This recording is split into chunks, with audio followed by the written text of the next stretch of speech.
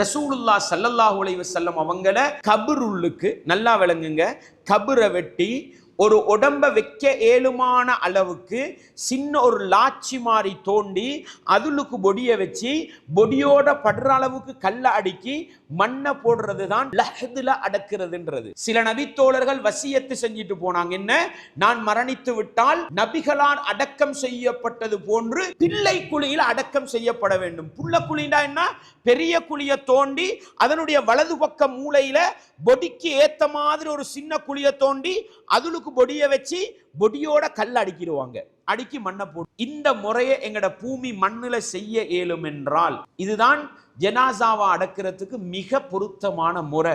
எங்கட மண் சொஃப்டா இருக்கிறதுனால இடிந்து விழுவதற்கான வாய்ப்புகள் அதிகமா இருக்கிறதுனால பெரிய குழியிலேயே அடக்கிறோம், பிழை இல்லை.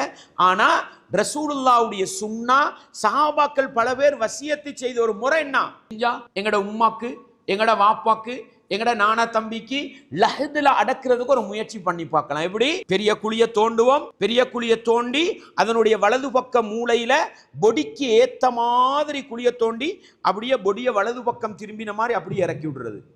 இறக்கி விட்டு பொடியோட கல்ல அடக்கி எல்லா மண்ணையும் அதிலே போட்டுடலாம்.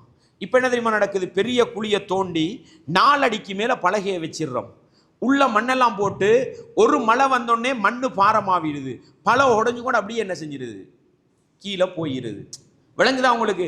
புள்ள குழியை தோண்டி அதுல பொடியை வச்சுட்டு அதோட படகை அடுக்கி எல்லா மண்ணையும் போட்டோம்னா கணக்க கபருக்கு மேல ஒரு ஜானுக்கு மண் வந்து நிற்கும். அதை மட்டப்படுத்தி விட்டோம்னா என்ன முடிஞ்சு.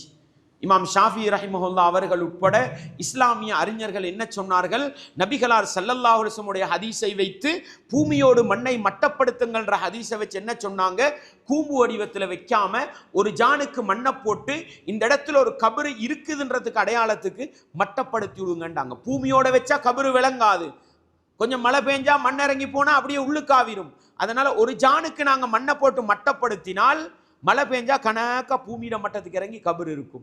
ரசூலுல்லாஹ் ஸல்லல்லாஹு அலைஹி வஸல்லம் அவங்க உஸ்மான் இப்னு மத்ஊன் ரலியல்லாஹு அன்ஹு அடக்கம் செய்த பிறகு ஒரு கல்லை கொண்டு வந்து என்ன செஞ்சாங்க, கபருடைய தலைமாட்டில் வச்சாங்கன்ற ஹதீஸை வச்சு கற்களை அடையாளமாக வைத்து கபறுகளை அடையாளப்படுத்துவோம் என்ற ஒரு வழிமுறையும் ஒரு சுன்னாவும் இருக்குது.